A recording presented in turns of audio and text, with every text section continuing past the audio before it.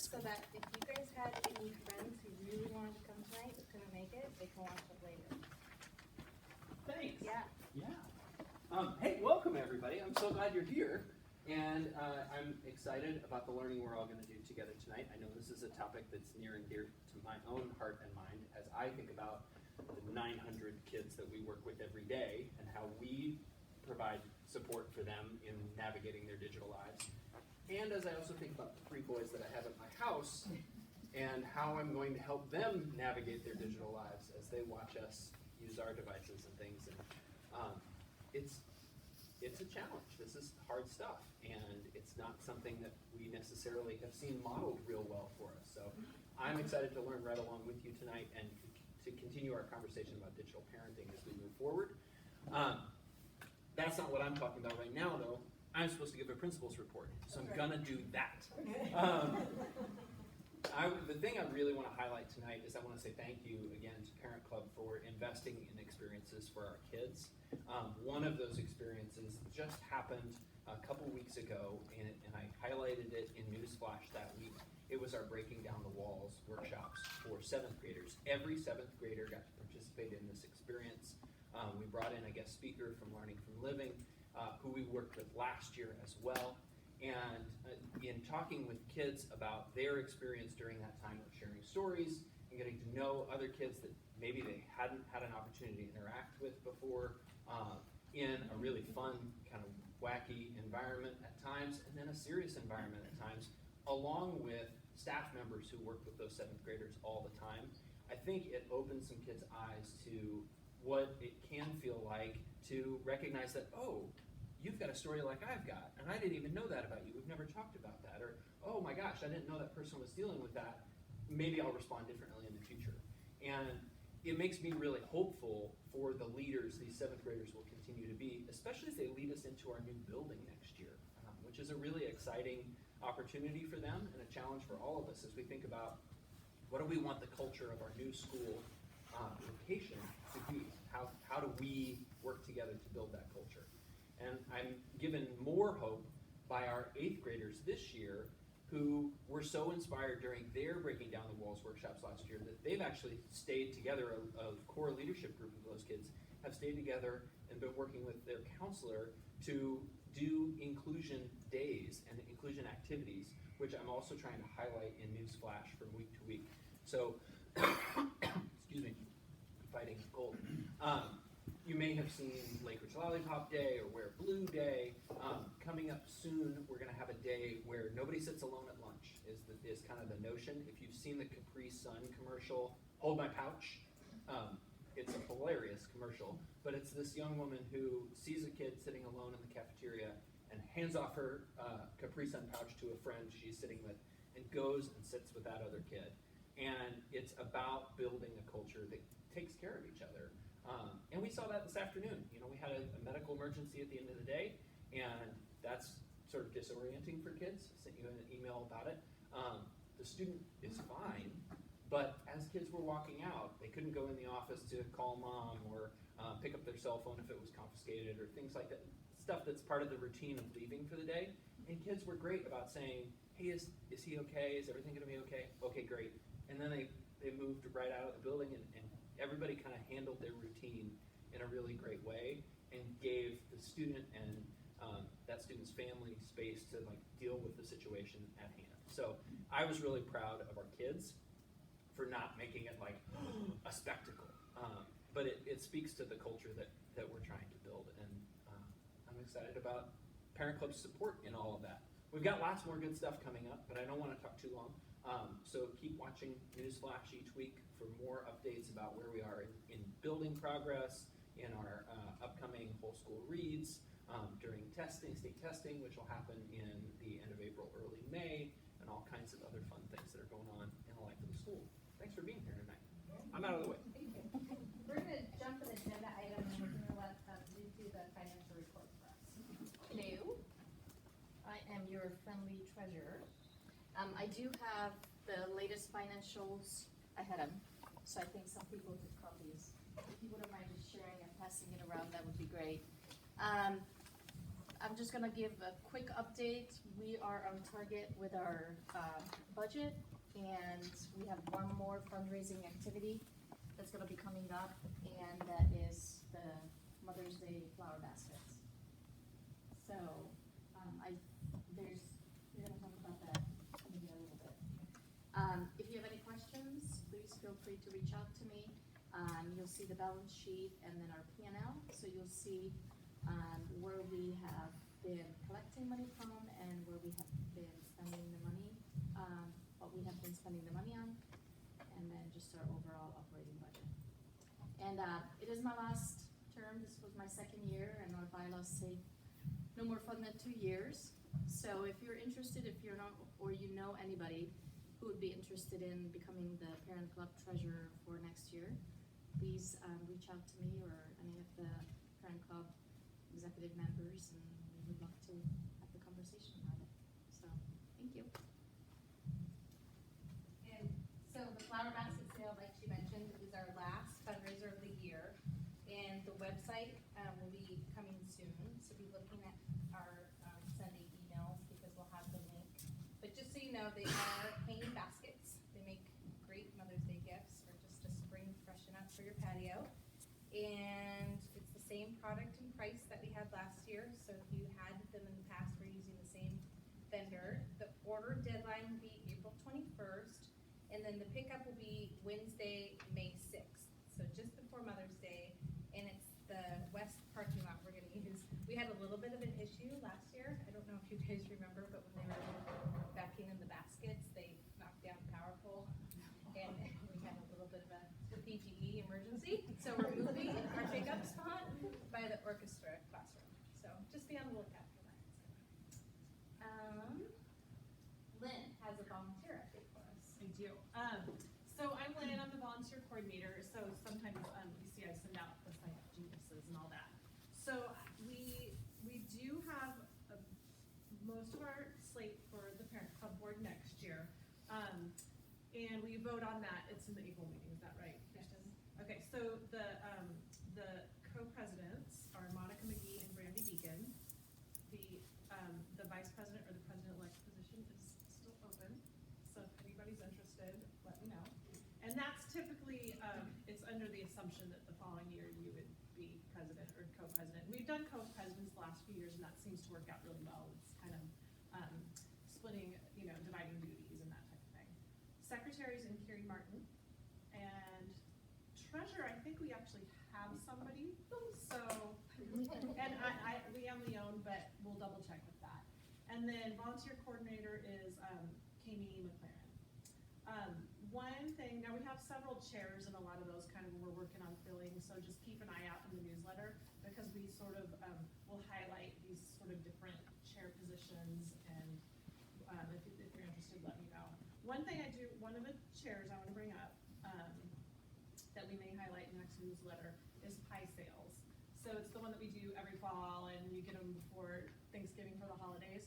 It's a great two-person job to do the legwork. There's a little bit of kind of early just setting it up, but then it's, October, end of October to November is kind of the work. And then Parent Club kind of helps you with sort of the payment portion of it. We have somebody that helps out with that. So if that's something you think you're interested in, let me know, find a friend to kind of help you. It is, like I said, it's a great two-person kind of buddy job. And I think that's all I have. Do we have anything else that you can think of on the Oh, and then I wanted to just give an 8th grade celebration update. We're still kind of nailing down a date. So it'll be somewhere like that 2nd, 3rd, or 4th of June. We're kind of working because it's a full day of activities. So and I know some of you have emailed me about helping out with 8th grade celebration. So once I kind of nail down that day, then we'll send out my everybody can help with this, and this. So what the day is going to look like, typically they have an all-school assembly in the morning, and then the 8th graders get on a bus and we go to Oaks Park and they celebrate and have lunch at Oaks Park. And then they come back here and there's a kind of a final assembly and they do a big clap out at the end of the day. Everybody lines the hall and does a big clap out. So once we have that day, we'll send send out a save the date to the 8th grade parents so that you can kind of get that on your calendar, be planning for that. Does anybody have questions on 8th grade celebration? Yes. My parents just asked, is that something that grandparents come to, or is it really limited? Is it not a ceremony, like? It's not a graduation It's not a ceremony. graduation. Okay, And that's what so I thought, if you've but got local grandparents who are like, I want to come, it's great fun, Okay. but it's also not real long. And so a lot of families use it as an opportunity to say, yay, here's a bouquet of flowers, let's go get ice cream, Yeah. and that kind of thing. It's not a sit-down program kind of experience. Okay, thank you. Not like 5th grade. Right. Perfect. That was a good question. Thank you.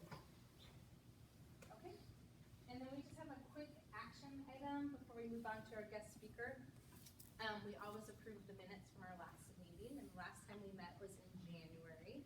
Those meetings have been posted, and there were copies at the table there, and so if you haven't looked at them and you'd like to, they're still available to you, but we just need to approve those minutes.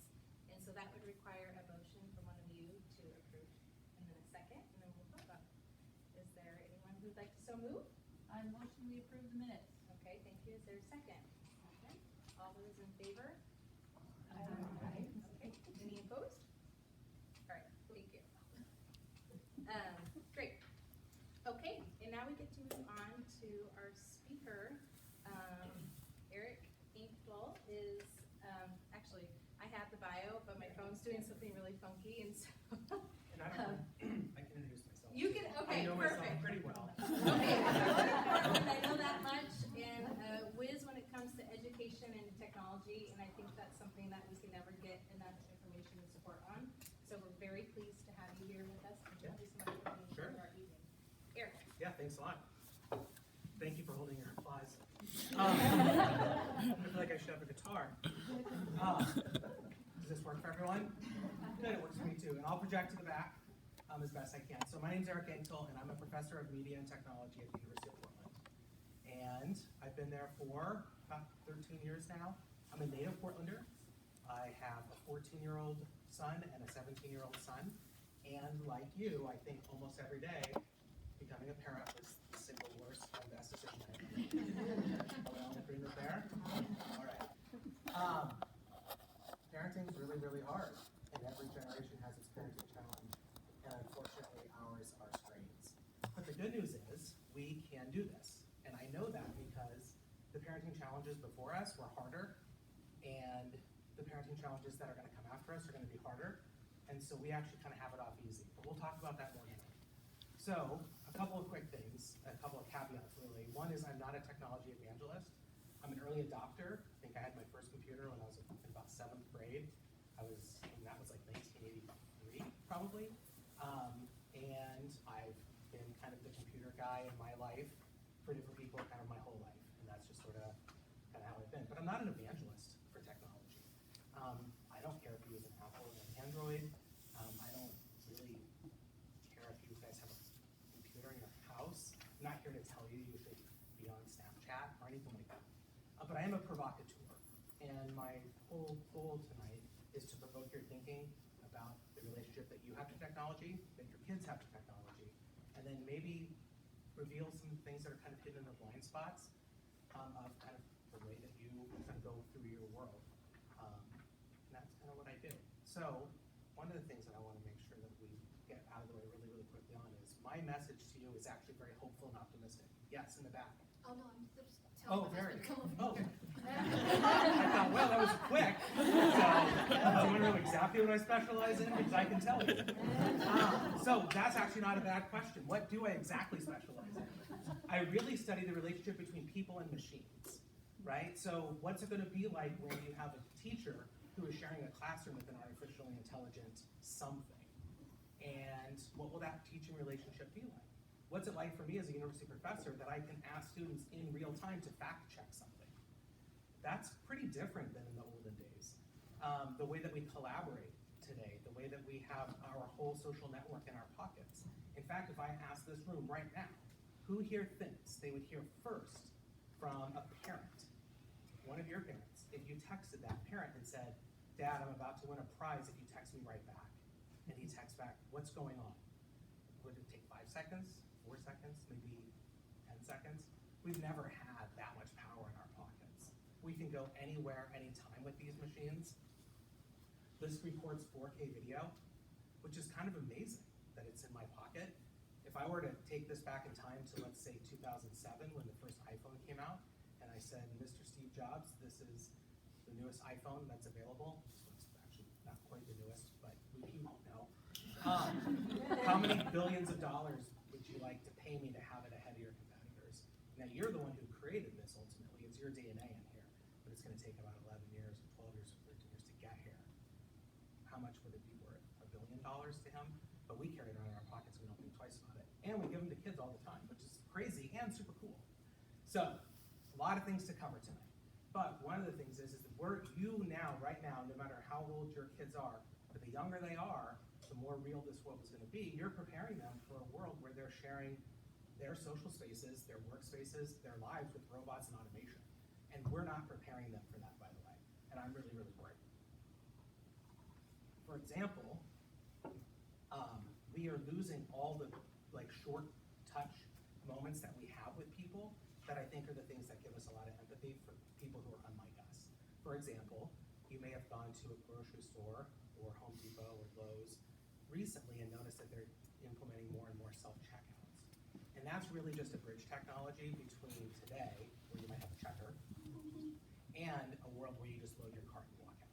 Now you might know that Amazon has been piloting some stores that don't have any kind of a checkout system. You just load up your cart and you walk out of the store. There's a commercial, if you want to find it, from about 2005 or 6 that kind of plays out this idea of that experience of not having, kind of a frictionless checkout system is what they call it. Going back a long time, people have kind of dreamed of this. But I think it's actually really good that you have to stand in line at Fred Meyer and wait your turn. I think it's really good that you have to small talk with that checker. And I think it's really good that it takes a while and it creates friction for you. Because I just think that makes you a better human. I think it makes you more empathetic. It makes you more patient. It makes you kinder. It may agitate you in the moment. You may want to scream and throw things, but you don't. That's pretty good, because if you did, you'd be a toddler, right? But you don't do those things. And we all had to learn what it means to have patience when we don't want to be patient. Maybe you're being patient right now. How many of you have thought about taking out your cell phone and sending a message like right now? How many of you thought, I should get on Twitter and talk about what a great speaker I'm listening to? I think that you should do that. Absolutely, make me trend. But how many of us can't even stand being bored for 30 seconds and we're pulling out our phones at a stoplight because we're queuing and it's taking too long? I'm worried that those kinds of things are bigger threats to your kids and their future than the things that you might be worried about. So what are things that you're probably worried about? Well, cyberbullying is probably a big one. You're probably worried about either being a cyberbully or being cyberbullied. And those are legitimate concerns. I've dealt with them in my own home. I understand. You're probably worried about naked pictures. Everybody's worried about naked pictures. And middle school, maybe not as much, although there have been a couple incidents in Portland. I'm going to a school tomorrow where some students were excused for some sort of a scandal that occurred. But that's a big one. You're worried about your kids torching their careers by posting things in some way that they can't ever get back, and it's going to end up on LinkedIn and they're never going to get a job. Or that their college counselors are going to go through that stuff and find those kinds of things. You're worried about them making mistakes that they can't undo, right? Posting things to the internet that can't unremember. All those things are super legitimate concerns, and unfortunately, you can't control a lot of it. And I'm sorry. I wish I had better news. I just don't. This is kind of like the Debbie Downer part of the talk. But it really is true. You just can't. No matter what you think in terms of being able to track your kids and surveil them and figure out what they're doing and sniff it all out, they will just be better criminals than you are detectives. It's just the sad truth. Now, you'll catch them occasionally. Because you would catch them if it was 1970 and you found a little bit of marijuana somewhere, and you'd be like, whose is this?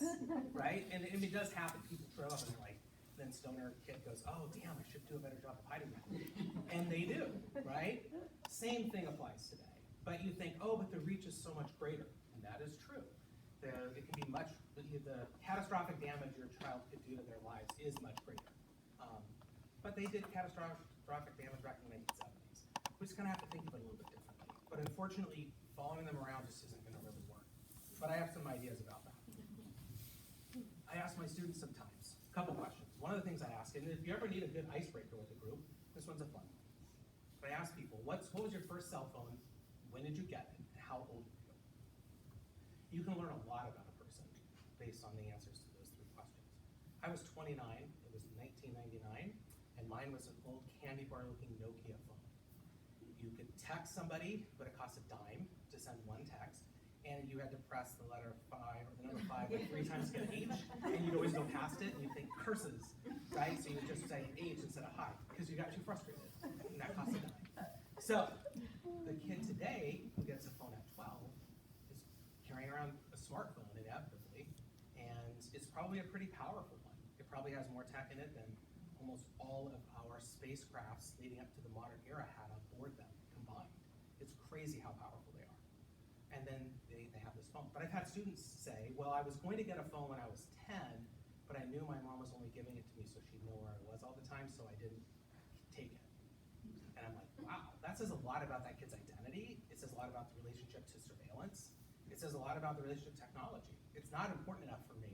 It's more important for me to be able to hide, right? Now, 2 years later, that kid probably figured out ways of eluding mom and her surveillance. But when he was 10, he knew he couldn't, so he didn't want the phone. Excuse me. So, one of the things I ask students is, imagine this is one of my classes. This is a little large for one of my classes, but you get the idea. So it's kind of this group. Everyone's about 20-ish or so. And I say, how many of you grew up in a household where your parent, one of them, took your phone every night and went through everything you did? And I say, you don't have to identify yourself. It's okay if you don't want to. But if you feel comfortable sharing that experience, it's a closed door. We'd be curious what you have to say. And somebody will raise a hand, and I'll say, I'm going to make a prediction. I'm going to predict that you are the best deleter of anyone you know. And they go, how did you know? And I'm like, because that is how we make them. We create deleters by auditing everything they do. Now, you can do those kinds of things. And I would encourage you to do whatever parenting you think is right for your environment. But I wouldn't delude yourself that that's really figuring out who they really are when they go online. And I think sometimes my messaging is a little counter message to what other parenting advice people might say. I think that the only things you can really control are access of time. I don't think you can control where they go. So I like to think of cell phones, for example, like Cheetos and cars. 2 of my favorite things. So a car is super powerful, and a car is a privilege, and a car is something that you earn when you live in a family. And a car isn't something typically that we want a 16-year-old out driving at 3 in the morning. Same thing with cell phones. Cell phones are a privilege that you earn that you shouldn't have access to at 3 in the morning. One of the great things about right now, and this wasn't even true a year or 2 ago, is the major operating systems, principally Apple and Samsung, have baked in screen time apps into their native operating system that makes it much easier to just turn their phones off. And it didn't used to be the case. You can find how to do it. You used to have to get third-party apps. They were kind of dodgy. But now you can just go in and shut your kid's phone off at 9 at night and let it come back on again at 7 in the morning. You might hear howls of protests for something like that. You seem like either a little shocked or a little dismayed by this. Shocked. You're shocked that you can do that? Yeah. And so one of the things is, Mine already has hacked that though. even through the Apple. Yeah. How? Change the time zone.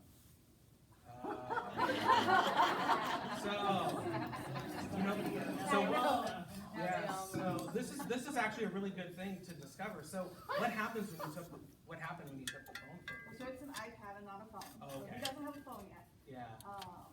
But he was very upset when the iPad got locked away for a few weeks. Yeah, I think I would be too. I don't know that this is new to me, but yes, I think we might have a hacker in the back. That would be awesome. No, not this time. Yeah. So, when I did that with my child's phone, I put the time on it, Yeah.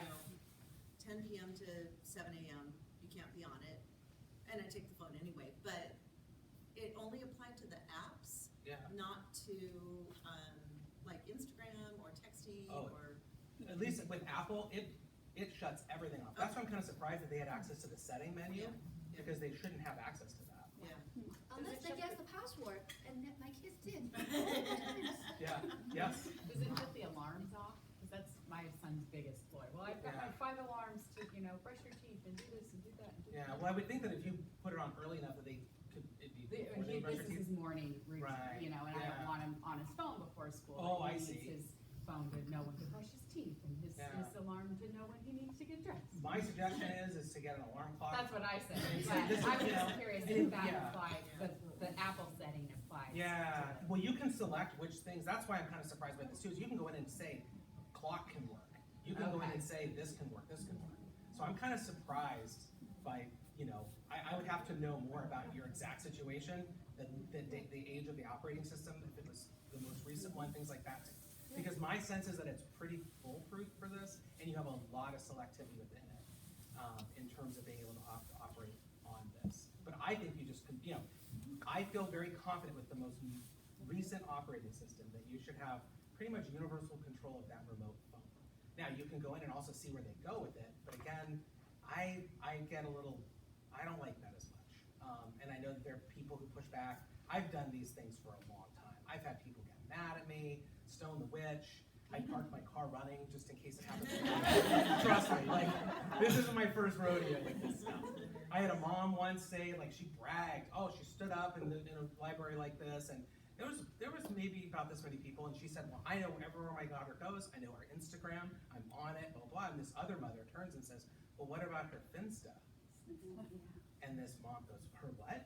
Her fake Instagram. Yeah. And then I said, and I piled on, but I was kind of also feeling like, and I said, what about her Sinsta? Which is the sinful Instagram. Yeah, I know, it's like it's a level of hell below fake Instagram. And I was like, yeah, you think you know it all, and somebody comes along and tells you something that you didn't, or you discover something that is out there. So, time and access is the thing. Yeah, you had your hand a second ago. Same thing. We found out, this is 2 years ago, my daughter doesn't have social media yet. I won't let her. She's a 7th grader, and her friends all do, or most of them do.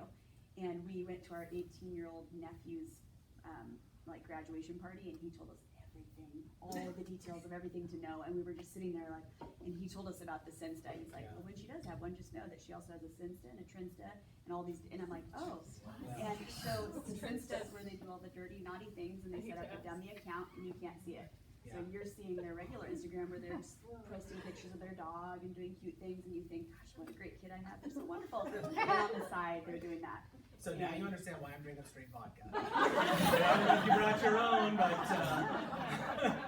because you think you can chase it for a second, you can't. In fact, I think it's a lot better to go the other way with all of this stuff. I think it's just better to be a good parent. And you're like, oh, you haven't met my kid. Oh, trust me, I'm parenting your kid. I know. I have a kid who's 14. We live on the east side of Portland. He's like, oh yeah, all those west side kids just want to kick my ass. I'm like, what are you talking about? And he somehow has like an enemies list with kids at like Robert Gray Middle School who he's never met. Because, and I said to Benjamin's his name, and I said, Benjamin, you're the kid in a scrum when the two groups finally break up. Like everyone's broken apart, everyone's going home from the park. You turn around and you say one last thing, and then you spit. And that other group just like they bum rush your side, and he's like, that is me. And then yes, and you have to stop that. Like that's the thing that's getting you in trouble. It's not the phone, it's you, right? So my advice is when those moments come up, whatever they might be in your life, you have to harness that 2 minutes you might have to have a conversation that's really critical in that time. And it's really hard, but it's just those are just like the parenting moments. And sometimes they'll be fleeting, and you'll screw up, and you'll just go, "Where's that vodka that guy talked about?" But that's just parenting, right? But the digital world, it layers stuff on it. But I'm worried about stuff that has nothing to do with even with Sinstas, Trinstas, Finstas, Instas, or Facebook, or any of it. I'm worried about things like kids' attention span. I'm worried about things like the inability to sit and read a paragraph or write a paragraph. Literacy is one of my big fears. Now, I do think that we're going to be in these kids today, a 9-year-old today who's 49 down the road is going to have a different sense of what it means to be literate. And I know that I'm a big reader. I love reading my whole life. I have a great 17-year-old reader and a 14-year-old who can't read the back of a shampoo bottle without finding himself bored. But I know that when that 49-year-old is looking back over her time and thinking about literacy, it's going to look different. So that kind of gives me some hope. But I am concerned with my college students today, and I actually teach to them differently than I did like 10 years ago, just because I feel like people just don't have the attention span. And I feel like you don't either, and me too. I'm included with this, by the way. By no means, am I not part of your group. But I do worry some of those bigger things. Now, that doesn't solve the problem of cyberbullying, and we'll get to that in a little bit.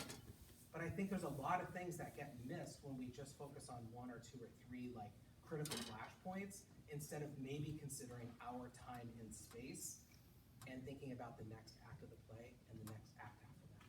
You know, so often you think you're in the last act of some play because this is like we're up to present now, and then now, and then now.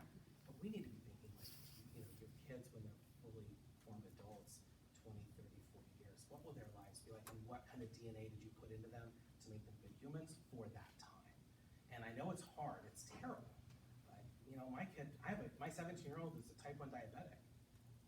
4 generations ago, he just would have died. We didn't have insulin. So that was that parenting challenge. I'm glad it wasn't mine. You know, when he got diagnosed in 8th grade, it was cataclysmic how it changed my life. And thank God for the people, the humans who were there to take us through that at Children's Hospital, get him started on insulin, introduce an insulin pump. So when people say, well, I'm anti-technology, I say, wait a minute, where do we draw the line? Is this puzzle something you're against? Can you imagine taking this stool and puzzle back 10,000 years ago and saying, look, people, well, first of all, I'd be the king, because right? And they would all be lining up for their turn on the stool, right? This is a piece of technology we just take for granted now. Our kids will take those things for granted too. The phone is gonna go away. There won't be any screens. And that's just a generation or so away. You'll wear everything. And this is a talk for another time. But what's coming is way beyond this. So we have to figure out what we're going to do in this time. And going back to Cheetos and cars, I think if you can figure out ways to make it so that your kid isn't on their phone at night, especially in the middle of the night, that's one of the biggest challenges. They're just more likely to get in trouble if they're online at 3 than if they're at 3 in the morning. They're going to get in trouble more than at 3 in the afternoon. It's just kind of, you know, just in the same way you won't want to be in a car then either. How you do that is up to you. Some people have the phones get checked every night. It's always possible your kid could have another phone. I mean, yes, anything's possible. With luck, that doesn't happen to you, but it does happen sometimes. And then like Cheetos, I think that time, you know, Cheetos are amazing. One of the great things about Cheetos is, because I'm sure we all agree that they're just the best food. But what's great about them is you can delude yourself into thinking that they're like carrot sticks, and then you can just dip them in ranch, and they're like, this is the best thing ever. Who said, oh, gross?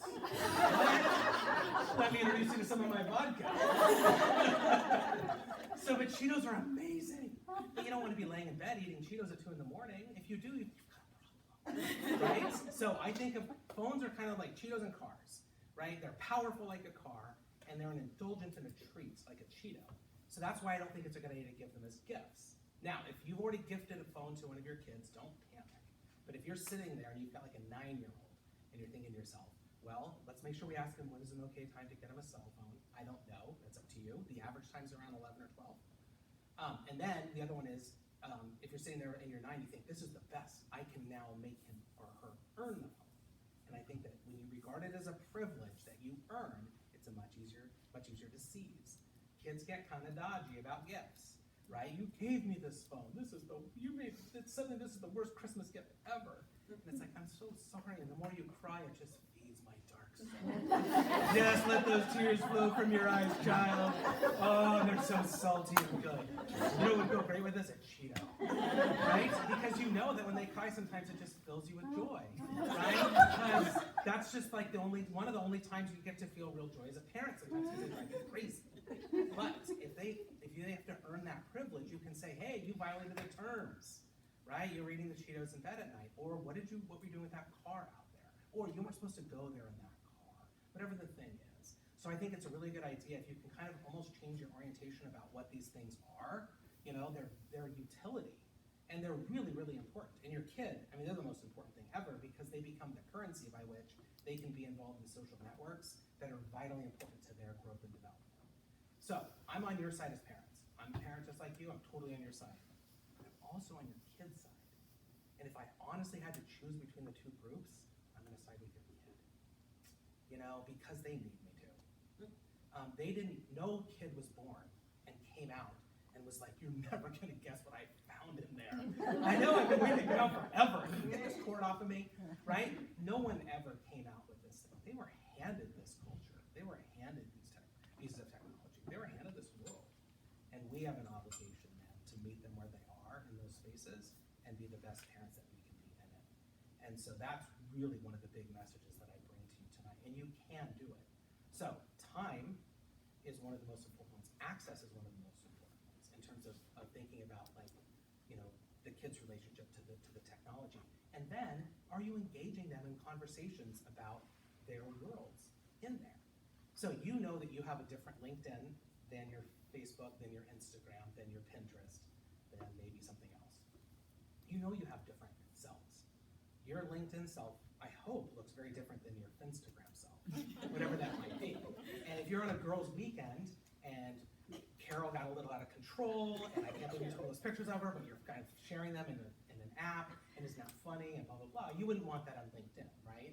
But I think for kids, sometimes it's really hard to differentiate some of those worlds, especially if they think they're gonna get likes from it, whatever that is, approval in some way. Or as my Benjamin discovered, he can't say no to an online verbal kind of back and forth.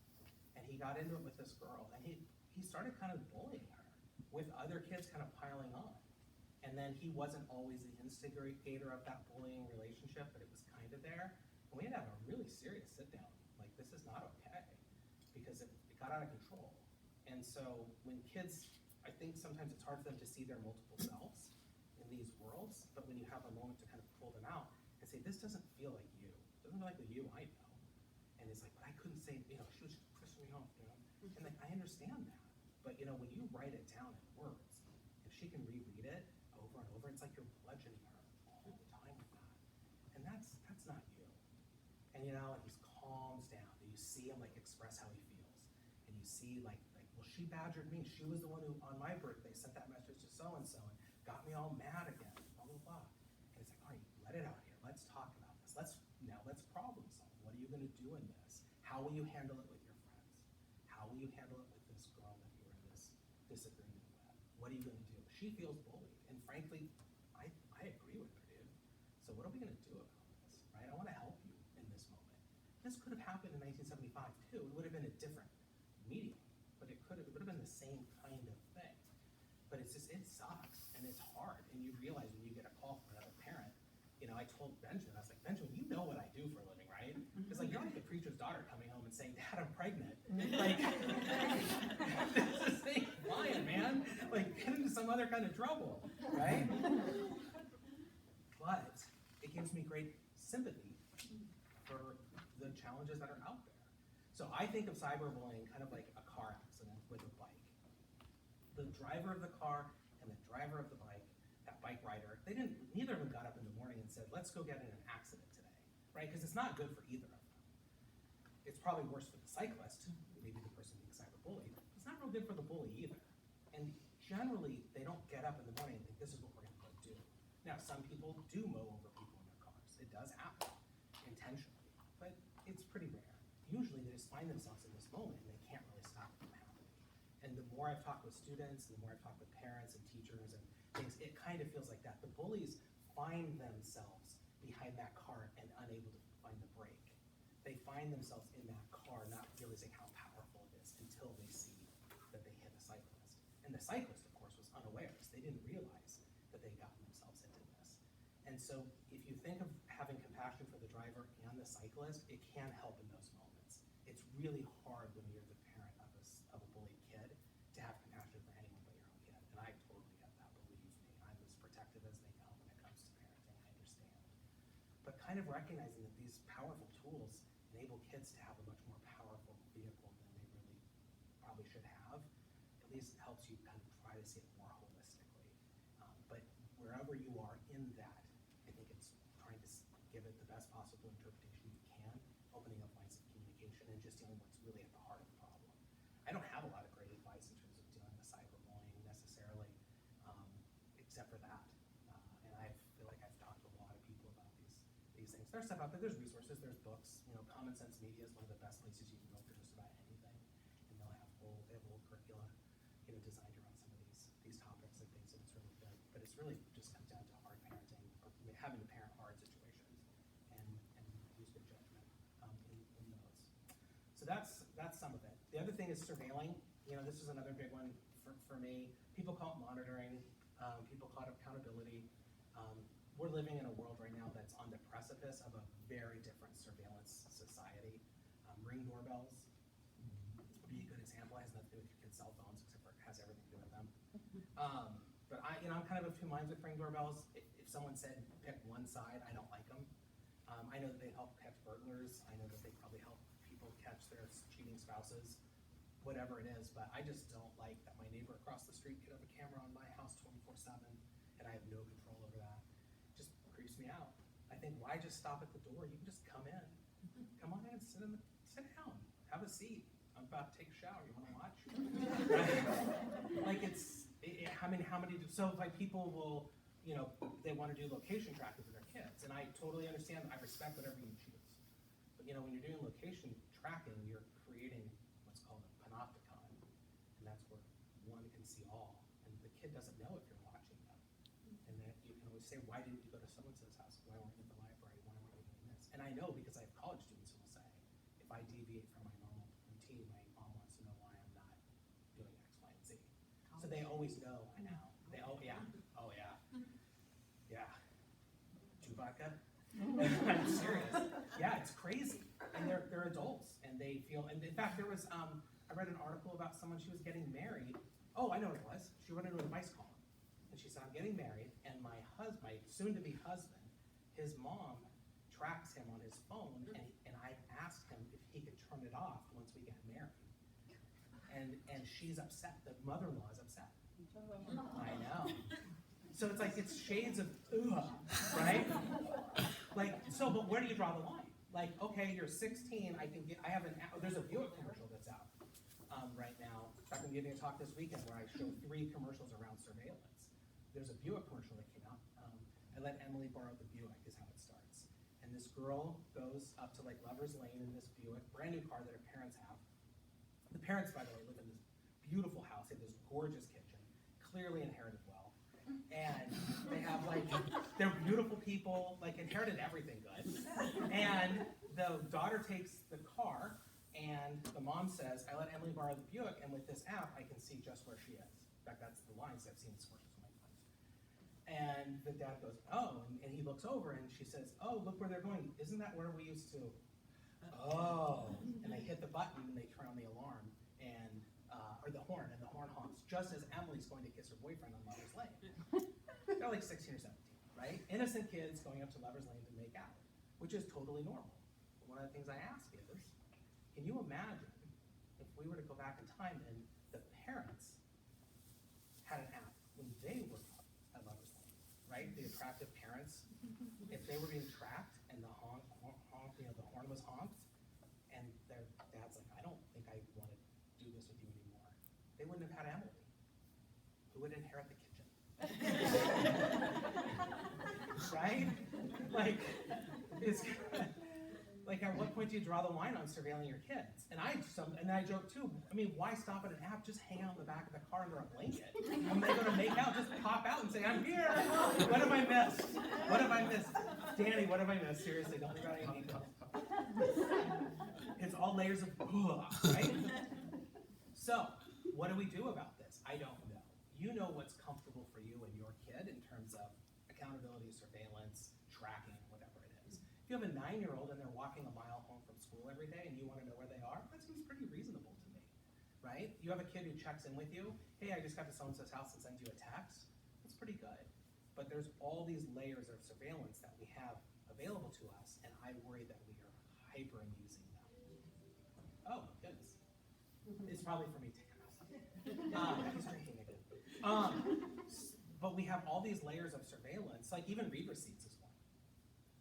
Like a read receipt. So I send you a text, and then when you read it, it says read. And I'm like, oh, you read it. And then you're like, well, do I send something back now? Because we both know that, right? So you send a smiley, and I'm like, hey, thanks. And then I send a smiley, and then smiley, brownie. Wait, what do you mean a brownie? When did we go to frownies? I thought we were kind of like flirting. Now I don't even know what we're doing, right? But read receipts can become this sort of echo chamber, like I always constantly have to check in. The panopticon. I know you could be watching, therefore, I adjust my behavior to make sure that I'm doing what you want. Because Jeremy Bentham created this idea for an ultimate jail back in the late 1700s. And cells of the prison were all set up so that the prison guard in the middle could look into any one cell at any one time. And just the mere thought that the jailer could see the inmate made the inmates conform. And then Foucault took that idea and put it on to a state level and said, now we have state control because we can be watching you at any one time. And you don't know what your ISP is doing if they're watching you or where you go online or what you're doing. Your phone is pinging hundreds of times an hour your location. And those things can be used in the craziest of ways. There were some New York Times reporters about a year ago who bought for about $7,000 or $8,000 location data on clients of a particular weather app. And then they were able to use, in New York, they were able to make associations between people, individuals, and where they went. And they were able to figure out who were the bodyguards for the mayor. And they figured out where they went home at night. So you can imagine a situation where I do this and I figure out who's the main guard of the power plant, the hydroelectric plant, the nuclear plant. And I start hacking around his world. And I discover that he's having 2 affairs. And I tell him, I'm going to expose your affairs unless you give me the keys to the front door. And he says, I have no choice but to give you the keys to the front door of the power plant. And then as a hacker, I go in and I shut down the power in a major metropolitan area, all because I was able to access some weather data. So this is the world your kids are going to be living in, starting probably now. And they're going to be having to make these really important decisions in the future about how do we find that balance between surveillance and freedom, or as I say, liberty and security. I ask my students all the time, you have liberty on one side, you have security on the other. So what do we do about that? Even this building here, I don't know what you have in Lake Oswego in terms of the kind of access that kids have, but you know it's way more locked down than when we were kids. And that starts to chip on the soul. And so these issues, and of which we could talk about many, many, many of them, are the real big issues that are coming. But of course, we're kind of distracted because it becomes things which we're not the phone. And those are your immediate concerns. Companion robots aren't immediate concerns for you right now. They shouldn't be. It's a little ways off, not as far as we think, but a little ways off. So, what do you do in all of this? My suggestion is that you start with parenting first and establish what are the things that are kind of like our constitution here in our family. What are our limits? What are your kids' limits? You know, you might have a kid who doesn't care if you track them, right? Doesn't care if you surveil them, and genuinely doesn't care about that kind of stuff. Like, yeah, I don't care if you see that kind of thing. But what if that attitude changes someday, right? I'm like, I want some more privacy in these spaces. Or how will you deal with that? What about things like setting up good behaviors at night in terms of good digital hygiene? So in terms of digital hygiene, I see some phones that are out. If I think that I should be able to go to any single phone in here, and if I tap the screen and turn it on, if I can get into your phone without a passcode or facial recognition or fingerprint, then you should change that tonight. In fact, you can change that in the next 5 minutes. Like, that's one of the number one things. Do you have good digital hygiene? Can you talk to your kids about their digital hygiene? And what are the things that are important for that? Like, what kind of footprints do you leave behind you, right? What kind of messages do you post? What kind of pictures do you send? You think you're sending a picture to one person, but in reality, it's going to sick other people because it's like the Claro commercials in the olden days, right? Where the person just doubled and doubled and doubled, and before you know it, everyone's using Claro. Well, the same thing. Everyone's seeing that picture. So digital hygiene is a big one. But one of the biggest ones is social spaces. And if my kids were here right now, they would be rolling their eyes about hearing the term social spaces because I use it all the time. But what is your social space? Like right now, our social space is you're being very respectful as audience members or whatever part of the gallery here. And I don't see anyone on their phone right now. And that makes me feel really good, by the way. Thank you. And I'm not on mine either, only to check the time. And we're in a social space where we're being mutually respectful. So where do you take that social space and that behavior? So, and you can start with the youngest child, right? It's really tempting to allow a 3-year-old to look at an iPad or a phone when they're at Target because it allows you to shop. But you're creating a parenting problem when you do that. It's not the kid's problem. The kid's just bored. And who can blame them? I'm bored at Target, right? But when you do that, you're allowing them to exit that social space when maybe they just need to kind of put up with being a little bit bored. So, and then that can extend to other things in life too. So the dinner table. So we have a rule in my family that we just do not look at screens when we're at the table. In fact, you don't look at screens if you're talking with someone. Like, I'm right here, whatever's going on in that phone, I hear buzzing, it must be coming alive with girls who want to meet you. But we're right here, right? Girls are all trying to meet me all day, boys. I just turn that thing over. Really hard to get. Trust me, it's one piece of advice I would have had when I was your age. But it's really tempting to pick that up, but it's super tempting for parents to do it. And regularly I see people out in the wild, and the kid's trying to get the parent's attention, and the parent isn't giving them that attention because they're on their phone. So already you've modeled, or that parent has modeled, really poor social space behavior. Like, what social space are you in? Now, if you're at the DMV and you pull the number and it says 104A, and you think 104A, and you look up and they're on 101, you're like, this is awesome. But then you look and you go, oh, they're on 101B. Oh God, I have to wait 100 people? That's a great time to then exit your social space and watch like The Walking Dead on your phone. Yeah? That's perfect. That's what it's designed for. You're on an airplane, immediately put those headphones in and go to another planet.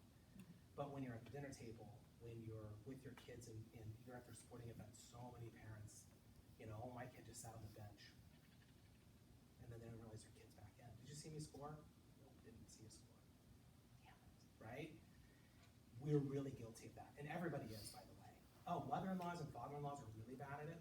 I've learned through like Candy Crush and different things. Like, it doesn't matter how old you are, you can exit the social space and miss out on your grandkids and what they're doing. So we all collectively have to get better about calling people out in really gentle ways. The best is, I think, just to model good behavior. So if you're gonna bring your phone out, you set it face down, or even better, Sherry Turkle at MIT would suggest you just keep it in your bag. I'm at dinner, it's not gonna come out of my phone, right? I'm just not gonna do it. And I'm just gonna give you my undivided attention. What do you need? Adult across from me who's meaningful to me. What do you need? And then for your kids especially. And then you can just say, we just have a rule, we just don't do screens at the table because we're eating. And then someone will say, usually Benjamin, I have nothing to talk about. That hurts my heart. You surely have a question. And then he'll just go, fine. Dad, how was your day? And I'm glad you asked. My day was great. And then we'll suddenly have a conversation. So I think it's really good that you just have a rule that you just ask questions if you have nothing to talk about. But those social spaces are really important. Cars are the same way. But there are times when you're in a shared car, your kids get in the back, it's after school, they're tired, and they're catching up on their day right then. It might be the only time they've gotten their phone since they got out of school, let's say. And I think it's okay to let them have that little bit of time. Let them be in those spaces. Be respectful of that. And then also just say, hey, can you put your phone away for a minute? Someone asked you a couple questions. It's like, what is it? But then they just really put it away. You do the same thing, and then you just work on social spaces. Work on social spaces. That's why I'm worried about losing the checkers. Because I feel like that experience, whatever it is, and there's many, many, many of them besides just the checkers, but they're a convenient one because we all experience the frustration of queuing at like a Fred Meyer and wishing we could just be finished. But having to navigate that social space and find the patience within you in that time is just really important skills. And I just worry that we're losing them. That we just expect everything to come to us frictionless. And friction is what's important. So I'm gonna talk about one more quick thing, and I'm gonna open up for a lot of questions and give us time for who knows what. But one of them is about getting lost. And one of the most powerful pieces of technology that are inside of these phones is the GPS. And it's just incredible. I'm sure you remember maps, right? You remember before maps, you would draw things in sand. And then we eventually had maps, and then anyone ever used to use the Thomas guide? Yes, it was the most frustrating thing ever. And you turn the thing, and you're like, where am I? How did I go from Portland to Los Angeles? Like, Thomas guides were insane, right? And then you had early GPS, like the Garmin's and the TomToms, and they used to come with the little cartridges. I don't know if anyone ever used these. So what it was you had a GPS in your car, but then you needed a cartridge because it had all the information on it, because it was connected to a satellite for where you were, but it wasn't connected to a satellite for data. So if you were in Portland, you would put in the cartridge and you could drive all over Portland and it would tell you where you were. But as soon as you got like to Clackamas, suddenly it would get sketchy, and then you realize I'm now lost. Like, you just go off the grid. And then if you had a Clackamas cartridge, you put it in there and you could just keep going. And that's kind of how those used to work. And now, of course, this sounds ridiculous because anyone can just put in their location and their address, and you can walk, transit, or drive there with this. But it's changed what it means to get lost. And I think that it's really important as humans that we be able to get lost for a few reasons. One is, when you get lost, it means that you have to now orient yourself to being found. And you have to do it. So if you're in a strange city and you're genuinely lost and you don't have this stuff, you might ask somebody on the street and you immediately size them up. Like, weirdo, beardo, nope, gonna go on. And you go to like the next person, but then you find someone, he looks pretty friendly. and you say, hey, I don't know where I am, I'm trying to find, in fact, I just need a good restaurant. Is there any chance you can just recommend something? And the guy's like, a good restaurant? My cousin Vinny owns a pizzeria. You should go there. And it's like, well, is it good? Yeah, it's my cousin Vinny. Then, before you know it, you're sitting in that restaurant, and they find out that you're from out of town, and they give you a free pitcher of beer, and you're eating pizza, and you're having a really good time. And there are so many stories of lost travelers being found, and then having a whole different experience of life because of that lostness and that findedness, right? And you just go into our literature, and you can find so many. Just look at Odysseus, right? Our human condition is predicated on adventure, on exploring, on being lost, and being found. But then I also think it's really important that you be able to get lost from other people. Like, I think it's really important, if you're 17 years old, that you should be able to sit in the back of the sit and save, like out on the gravel, smoking a cigarette and bitching about your parents. Like, I just think that's a really important thing, right? Whatever that looks like in your life. And all of you did that version of something where you were just off the grid. And you came back onto the grid and someone said, where the hell have you been? And you're like, I was with my friends, what's the big deal, right?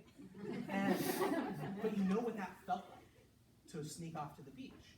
You know what that felt like to go to a party you weren't supposed to go to.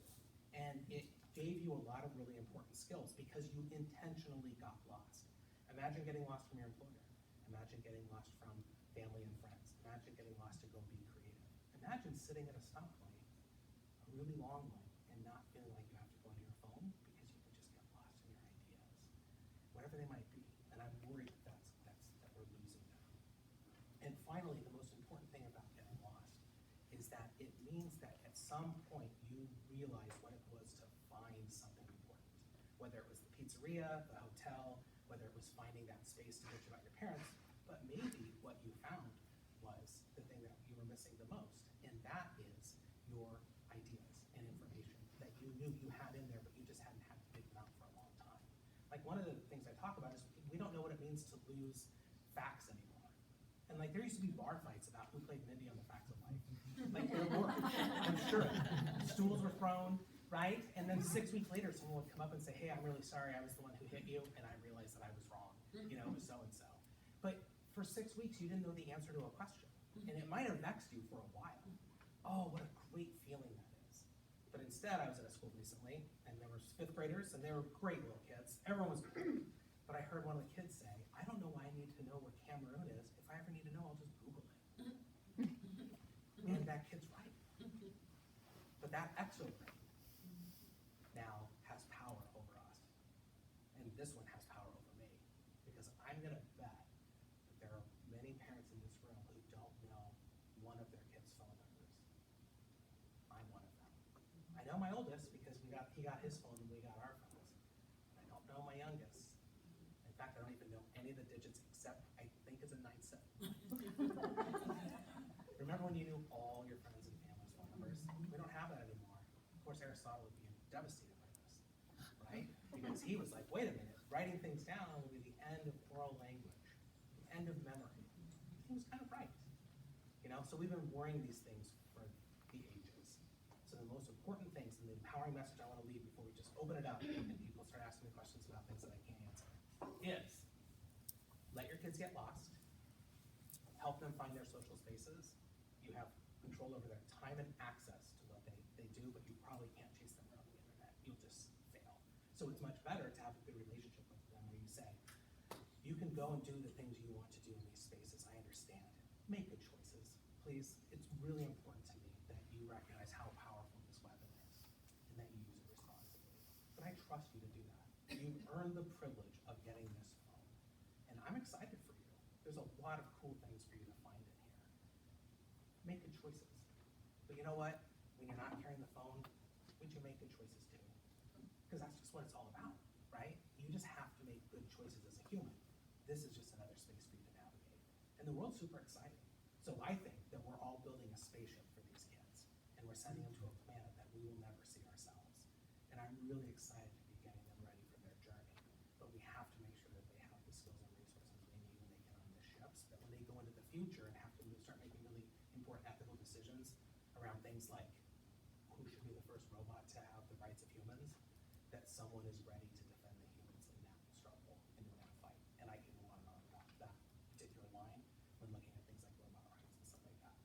preparing those humans right now. So let's pack them well for their spaceship, and let's send them off into the future empowered and ready to go. Does that sound like a good idea? Yeah. So what kind of questions do you have? Well, not to sound too much like Aristotle, who's worried about kids these days, Yeah. right? But I'm for real worried about kids these days in terms of what she mentioned with attention spans waning.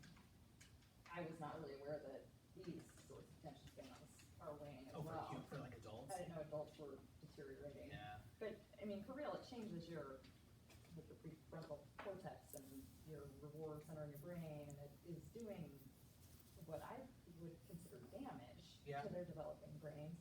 I thought we were a little more protected since we're already developed, which may not be accurate, but I don't know if they're gonna get very prepared for their spaceship journey if they're not able to keep a thought in their head. I mean, if we're really eroding our ability to concentrate at all, how do they learn? So I have a couple things. James Fowler was the first one that tipped me off that adults were losing the ability to deep think and read long articles and long James books and Fallow? stuff. James Fallow, he writes for The Atlantic. And I think he wrote something like in 2005 called The Googleification of the American Mind or something like that. And if he didn't, that's a really good title, send it to me and I'll But it was something like that. But basically what he was focusing on is that adults are, it's harder for him. And he writes books and he writes for The Atlantic. I mean, but it's harder for him to concentrate. And I started realizing that's kind of happening with myself. And then I see it with others. I'm gonna use a quick example of a class that I had like a week ago to hopefully be a bit of a salve against what you're worried about. And that is, about a week ago I had a technology class of educators. And I had an assignment for them in class. It was an activity, and they had 1 hour. And they were all undergrads. And you had teams of 4 or so. And I said, this is your assignment. You have an hour to take this topic, and I picked some kind of generic topics like cyberbullying, digital citizenship, a couple others. And I said, you need to go, leave the room, research your topic, come up with sources, come up with primary sources, create a PowerPoint, post the PowerPoint onto our Moodle page, which is like our Canvas or our course management page. And I said, and be back here in an hour and ready to go to give a 15-minute presentation. Go. And they all went. And they all came back in an hour. Some of them came back a little early. And they all had the presentations up on Moodle. I pulled them up on that computer, if you're curious to see them. And then they presented on them. And no one batted an eye. And then I asked them to reflect on the experience. And I said, I'm really big on process and product. So I said, so what was the process of doing it? I said, let's break down the collaborative process that we went through. And so we did. We broke down all these things. They had infinite access to information, even if they didn't go over to the library. I don't think any of them did. They were able to come up with that PowerPoint software super fast. They were able to create. So they did all this stuff. And I said, imagine a generation or two ago what this experience would have been like. You would have had to go to the library, make copies. You would have maybe do poster boards. It would have taken hours and hours and hours. The reason I use this as an example to answer your question is, I think for a lot of us in this room, it's gonna take a real fundamental pivot in the way that we think about things like process and products, the way that we think about literacy. I said to a room, it was quite a bit bigger than this, but I said, I just see, the end of reading coming soon. And a woman shrieked, I thought she passed out. I'm not kidding. I was like, oh God, and she said, how can you say that? And I said, well, I just feel like reading is one form of time travel for information. Stephen King writes a book in the early 70s. I read it in high school. I give it to my son. He reads it a year ago. Those ideas have just traveled through time from Stephen King's thoughts to Jack, right? They kind of went through me in a way, and I love the experience of reading that book, but I don't remember a lot of the book. So what happens if we can eliminate all that? And there's technology right now. This is one of the things that really worries me too. That can read your thoughts and do it pretty well. And so, what will the end of literacy be? Why should I have to read someone's thoughts when I can just access their dreams? Kind of the coolest story ever. Now, I know this is requiring us to kind of think into kind of the future that's sort of out there, and it's hard to make that leap, and it makes it uncomfortable sometimes for us. But those are the kind of fundamental changes that I really see coming. And so it might just be that the attention span's not the important thing anymore. It's not the thing. Just like memorizing 10,000 lines of a poem isn't the thing anymore. And it's hard for us because there's things we really like about how we are. I'm hopeful we can interject our DNA as good humans into that future and do those kinds of things. I think it's really important. That's what they've been wanting from millennials. And there are, and the tech teachers who are, especially like the veteran tech teachers at different schools and stuff, they're really good about finding quotes from the olden days and talking about kids in this generation, how everything's going to hell in a handbasket, and you find out it was from like 500 BC, like the quotes, like pretty old. And there's Egyptians going, oh, the kids these days, like back when they're like building the pyramids, like so lazy. So I do kind of try, because I'm stressed. I mean, we haven't talked about deep fakes, we haven't talked about sex robots, we haven't talked about exobrains that are true exobrains that are connected to our heads, the neuro stuff that Elon Musk kind of dreams up that I think is so far in the future. We haven't talked about, man and machine becoming one. I mean, there's a lot of stuff, I mean, you have to take a whole semester with me for that stuff. There's crazy shit out there. I'm scared, genuinely worried about stuff. I'm trying to be hopeful. I am overall hopeful, but there's a lot of scary stuff. So we're just gonna have to have an open mind about what's out there and what's coming, because it's big. Yeah, and that's gonna be your kid's parenting challenge, by the way. So, yeah, and that's why you'll be grandparents by then. Oh yeah, voice screens, that was so easy back then. Good luck in there, right? Yeah. What do you think is the most appropriate amount of time they should be allowed to be on it? I know you're saying you think everyone should just come up with their own time. Like, we have friends we have a friend of my son, he's a third grader, their family allows 0 screens in the entire house. Yeah. 0, not even Yeah. TVs. And it's like, wow, that to me, I can't, this child needs to go into the future and know how to do all of this, so I don't think that's right. Yeah. And then we have friends who I think are so wonderful because like they seem to have a perfect balance, and we strive for the balance of like, okay, we have like, you have to get off, weekends, nothing between 11 and 4, so that during 11 to 4 they're doing stuff outside, or they're creating, doing something, playing, like we have time limits. But then I'm also like, I still feel guilty whenever I look over, if I see them looking at something, I'm like, ugh, I just don't feel comfortable with it. I feel like what is this doing to their brain? Or like, shouldn't they be doing something instead of watching other people do things? Like, why are you watching someone do something on YouTube? Why don't you do it? Right. What are you doing watching network television in the 1960s? Right, and like, you should be out doing something. Like, and I see that puzzle Yeah. there Right. when we did Sun River recently. Like, I got into this habit of like, oh my gosh, doing puzzles, and now I'm like going back to my childhood, and I love doing puzzles, and I can't get them to sit. Like, they can't do a puzzle for more than a couple minutes. Like, they just, like she said about attention span. Yeah. They just.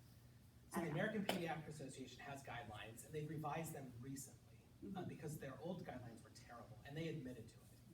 I don't think 0 is a good idea, personally. I mean, if people want to build a walled garden and say no screens, then that is their prerogative. But if you want my honest opinion, you have to help kids manage these spaces, and just denying them access isn't really helping them. And to your point, from a couple of minutes ago, I think of it kind of like reading and like TV time. Like I remember growing up with kids, they would watch TV all night long. I don't think it's healthy necessarily, but people have been doing it for a long time. I think it's a good idea to wind things down in the evenings, of course. Homework needs to be first, you need to set things aside. It sounds like the kind of limits you're putting probably would be the kind of limits that I put on things too. But in terms of like number of hours, I really don't have, it's kind of a gut feel for how old your kid is and if they're just spending too much time. I think it's okay to open their door or say, look, if you're gonna be on your phone right now, it's 6:30, your homework's done, you've had dinner, there's no chores to do, you're just relaxing, that's fine, but you just can't be in your room doing it all night, because I miss you. I really do, I just super miss you. One of my favorite things is to stare at you while you stare at your phone. Swear to God, that's the line I use. You can use it too. Yes. And my point, of course, is like, just come out and be part of things. You don't have to, because I do worry if kids are kind of sequestered away. Just like I don't know that, like I remember back in quite a while ago, I used to teach, I taught middle school and high school, but I used to think that, and I've been studying media stuff for a long time, way before smartphones. I just thought having a TV in your room was a bad idea when you were a kid. Like, you can just go watch TV. They have that shared family space, and then when people would ask, because then I shifted into working in media and technology and went on to graduate school and things, but then people would ask about computers. Should a kid have a computer in their room? And I'd be like, they're going to get in more trouble if they have it in their room by themselves. I'm not as worried about like predatory kind of stuff. I know that there's stuff out there, and in fact, the Daily just had, I don't know if any of you ever listened to the Daily it's a New York Times podcast that's on OPB from 6 to 6:30 in the evenings, but they also, you can do the podcast online. But they just had a 2-part series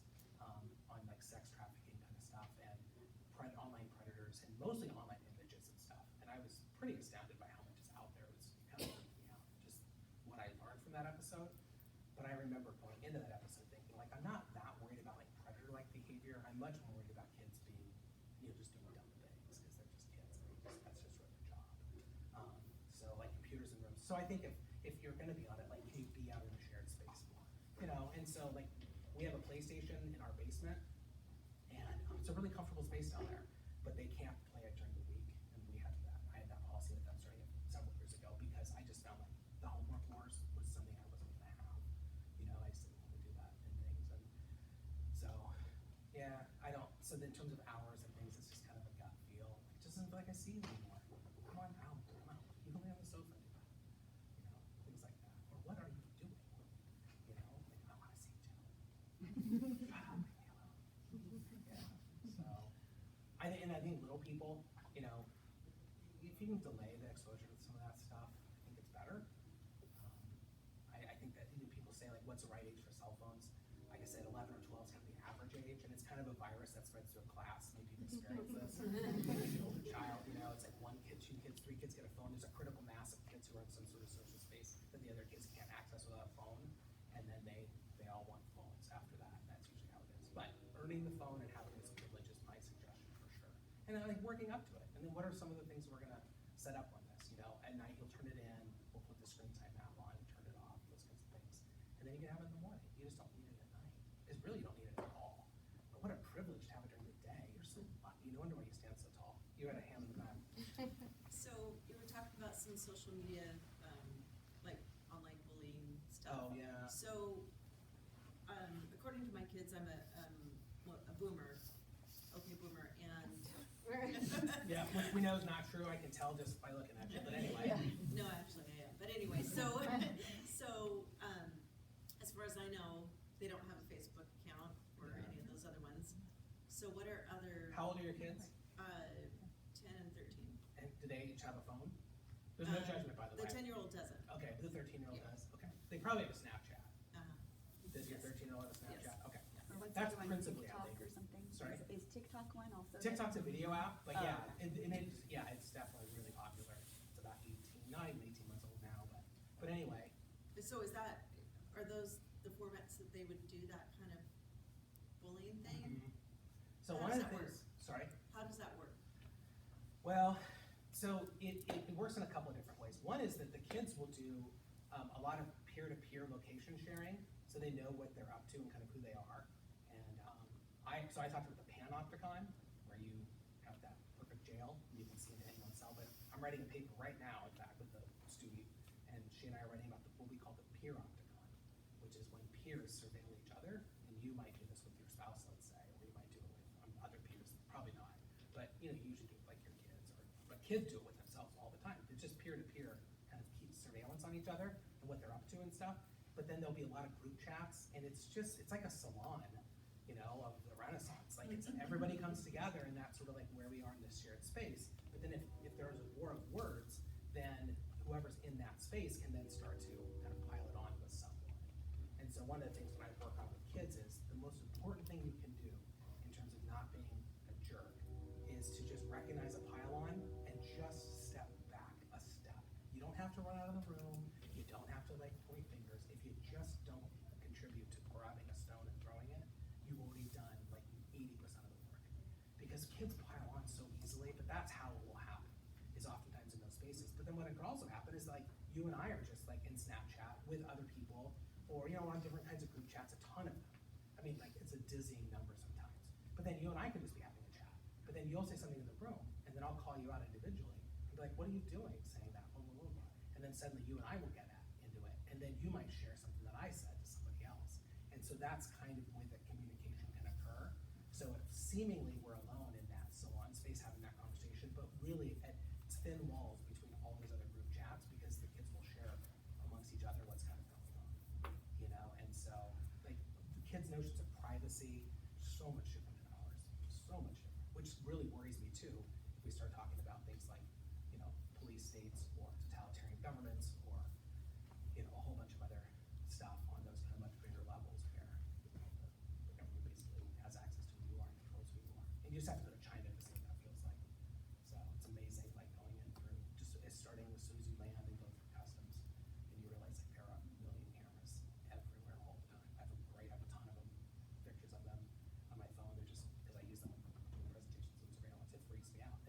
here are like, oh, privacy, I don't need privacy, I don't really care. My college students have a much different way of thinking. Well, you got to trade something if you want to get whatever, that liberty, security. So, but that's how it works, is that you've got these enormous chats that are going on. And then you'll have chats with people you don't know from other schools. And if you're my 14-year-old, apparently they all want to kick your ass. I went to Robert Gray, by the way. What's that? I went to Robert Gray, so I'll put in a word for it. Yeah. Benjamin Anctil. Yeah, he needs cover over there. He can just use one person. So, anyway, I don't know how he gets. Well, I know how he gets it. He just has this kind of salty personality at times. Like, it gets you in trouble. But that's how those conversations work. But even if you just know a little bit about what's going on, like, you just go to TikTok, or even just watch like a video. What the hell is TikTok? If you put what the hell is TikTok in Google, you'll probably get like a little. Somebody will show you what it is, and you're like, oh, that's what it is. Okay. Well, then you can always slip in. Like, well, I was watching this video on TikTok, and they're like, what? And like, well, I didn't watch it on TikTok, but one of my friends said it was there, and she was on there, blah, blah, blah. And then suddenly they don't know what to think. Like, where does mom go? Right? And you mentioned something about Snapchat or Snapchat location services, or I wouldn't share I wouldn't snap with you, that's for sure, blah, blah, blah. And then they get totally like, what's happening, I barely know what a molly is, but you drop that into a conversation occasionally, and people are like, God, I guess he does drugs too. Right? But it gives you like instant cred, so you don't have to say much. That's the thing. So, but I'm being kind of serious about this. Like, if you just know a little bit of their culture, then you can kind of understand sort of what they're talking about and doing. Then you're not the totally clueless parent. You're the maybe you know just enough to get me in trouble parent. And that's like that goes a long way, right? I went outside and I felt the engine of the car. It's kind of warm. And I went out there and checked it at 5 this morning, and they're like, "You did? How late did you get in last night?" And they're like, "I only got in at 12:30." It's like, well, maybe I kind of imagined it, but it sure felt warm. Right? But you've already put them on notice, like just keeping an eye on you. And it's just kind of fun to noodle. You're not like really chasing them around, but it's just enough to know you're kind of playing with them. If you just know enough of what they're doing. So, yeah. This is more for Kurt. I think with all these kids getting Chromebooks at school, I'm curious, what sort of, are there limitations on them when they get them? Because there might be times where, because we let our son take his Chromebook into his room to do homework, to have quiet space. But it's like, I've gone in there sometimes, he's just playing a game. So, and I know I've heard other parents who volunteer in classes, and they see kids who are just playing a game on their Chromebook. So I just wonder, are there limitations on that, or how can we really, again, I know we can't control everything, but feel a sense of some security and feeling like they're not doing whatever they want on that Chromebook. Right. It's a great question. And there's not an easy answer to it, right? Because yes, there are filters on all our Chromebooks, right? They're the same network filters that apply to the Wi-Fi in this building apply to their Chromebook, even when they take it elsewhere, right? And kids are smart, and if they want to beat the filters, they can probably find a way to beat the filters, at least for a while, until our tech folks catch up with them, and then we break that hole in the filter, and the game goes on, right? So what I'm grappling with from the place I sit in this system is trying to think about how do we keep getting better at helping kids make good choices in the spaces they're in and with the tools that they have. And that's not a new problem for us. I mean, you think about our own middle school experience and passing notes, and when was the right moment to get that note 2 rows over, and did you fold it the way that it needed to be folded so that the person could unfold it, and it was like, oh, this is magical, right? But there was a technology to that we as kids had to figure out, how do we beat the teacher at this game? And at the same time, teachers were thinking about, okay, are they taking notes in an appropriate place? Are they working on what they're supposed to be working on? So this is not a new game, it's just a new place we're playing this game. And I think as we've now lived with the Chromebooks a little longer, we're learning more about, okay, maybe there are different kinds of conversations we need to be having right at the start of 6th grade as kids are walking in and getting these devices. What does this look like?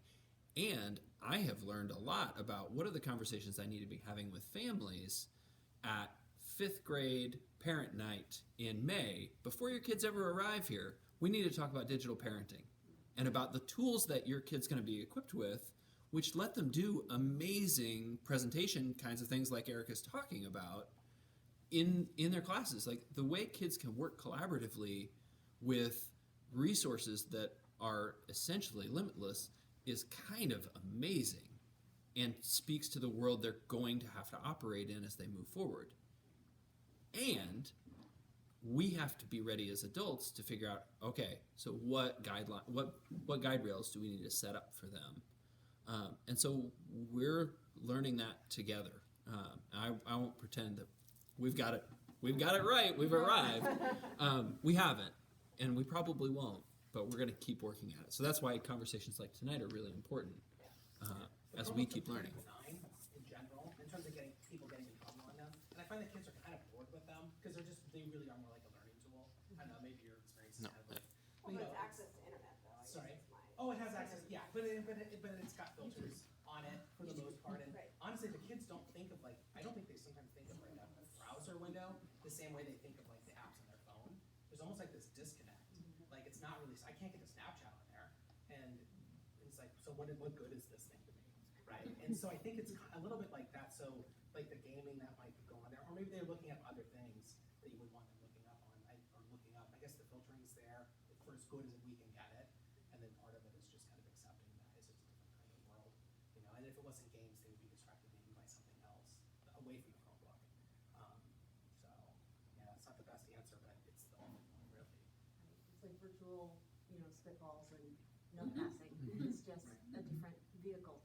Yeah, and sometimes in groups like this, I've said, how many of you lived in a house that had 1 or 2 or 3 phone lines, like phones, to one line, and you would lay on your bedroom floor with the phone going underneath your door out to the hallway, and you would sit on that phone for hours and hours, and your parents would get so frustrated with you and get off the phone.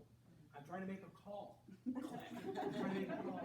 Mom, so-and-so will get off the phone. Like we had these conflicts, and it was all tech driven, right? And so it's changing, but it's still the same. And it is changing, but it's still the same. And it's just a matter of, I don't know, I think it's just kind of a matter of figuring out how to negotiate the stuff that really matters. Like, is this really a problem, or is this something I can tell on the slide? Yeah. But I think the big question is, I get your point, is the relationship that Yeah. matters. It's teaching them how to make choices so that when you're not monitoring them, then they make choices. But how do you get the conversation? How do you make the conversation so you can convince them that that's better for them because they don't think that way? Yeah. I mean, I'm a physician, I work with kids' mental health. And I have this all the time, kids ended up not going to school, and they just stay home, playing games all day. Yeah. And I face the choice of, or do I just detox them? Tell parents to detox, just cut it off. Remove all the ports, remove all computer. But then it ruins their relationship, and it's the last thing it's there for them. And what else? When they feel like there's nothing left for them, that's the only joy that they get. Then they become depressed, anxious, suicidal, and all that stuff. Yeah. So it's really hard to find the balance. And I think the key is, how do you have the conversation? How do you make the switch in their mind? Because I'm sure every parents have those talks, and it's so hard, and that's what I struggle with. Yeah, and I think that what you've described, and you've probably lived this better than anyone in the room, is you end up with a meth addict in the ER, Yep. and you say, how do I have the conversation with them to convince them that they shouldn't be taking meth? And you think, oh God, that conversation was 10 years ago. And I think that's kind of like, those kinds of addictions are ones, like let's say a gaming addiction or something like that, that just takes, I think, a long time to undo, not unlike an addiction to meth, let's say. I think, and so I'm hopeful. I mean, I don't know, to answer your question, I don't know what to do in that situation either. I'm not an expert in like addiction like that, except for I can see parallels to other things where you say this was a maybe even decades-long problem in the making, and it was like how we have a 15-year-old who's been addicted to video games since he was 5. Well, then it sounded like it was a 5-year-old problem. It started when the kid was 5, right? Maybe. And so like what are the things? But so to me, I'll give you an example, but it doesn't answer your question directly, except for it does capture on those parenting moments. So as you know, I have a 17-year-old and a 14-year-old. When they were about 5 years ago, probably 12 and 9, we used to do this thing in my family where we would take all the pictures that we'd gather up and make these photo books every year. And then at Christmas, you'd get an actual book of photos. And it was like a little almanac for the year for the Anctil family. It was really sweet. It was fun to do. Well, one time during that year, my was probably an 8 or 9 year old at the time, for reasons unknown, was butt naked down in the basement holding a lightsaber. And I got a picture of him from the back, and he's this tall, skinny kid holding a lightsaber, and you can just see his butt. And I take a picture of it, and because it was funny. So I thought, well, we're gonna put that. And when I put the book together at the end of the year, I decided that would be the last page, and I called it the end. I know, isn't that clever? So, fast forward about 6 months. So now what was a 12-year-old is now about a 13-year-old, and what was a 9-year-old, let's say, is a 10-year-old. And Jack is sitting at the table, and he says to me, hey, Dad, I'm having a hard time sending a picture to Mordecai. Can you help me? And I said, what picture are you trying to send to Morty? And he said, oh, I'm trying to send a picture of Benjamin naked. And he had gotten it from our family shared album. And I said, you're what? And he said, I'm just trying to share it. It's hilarious. I wanted Morty to see it. And I was like, Jack, no. You can't send that out. I said, no. He goes, why?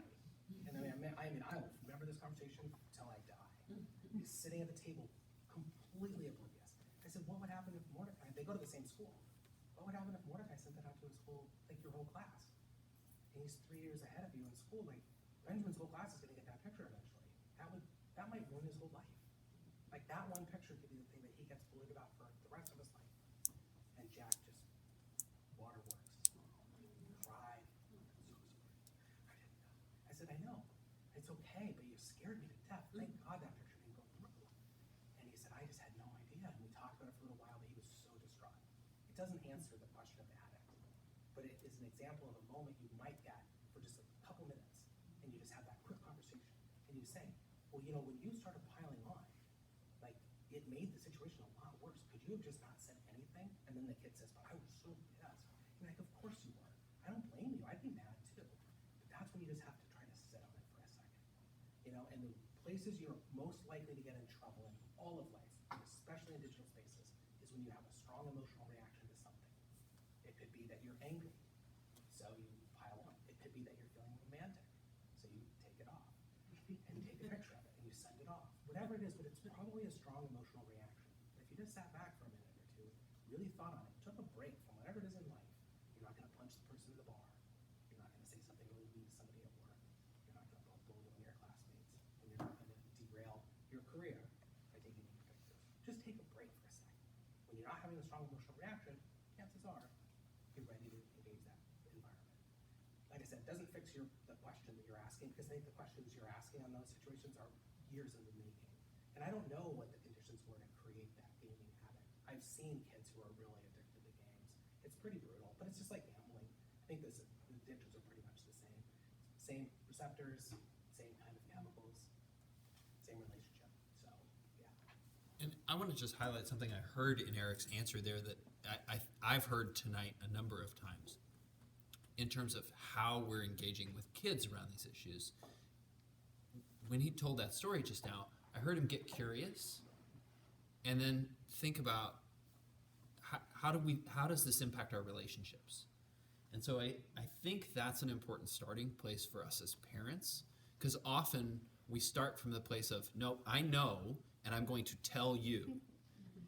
And very often, that's really unsuccessful with adolescents in particular, right? With middle schoolers, you can get a lot further, a lot faster by getting curious. Help me understand. Tell me about, what were you thinking? Why did you want to send that picture to Mordecai? Like, what was going on? And then use that as a lever into a conversation about impact on relationships. What does this do? Like, let's play that forward. What would happen if? And that's a different kind of conversation than you can't, or you won't, or you shouldn't. Because then it's about us together trying to figure this out. Wait, what would that mean? And respecting their boundary, respecting that they want to play the game, whatever it is, and just having respect for those things. Well, what are some times that you want to earn for them?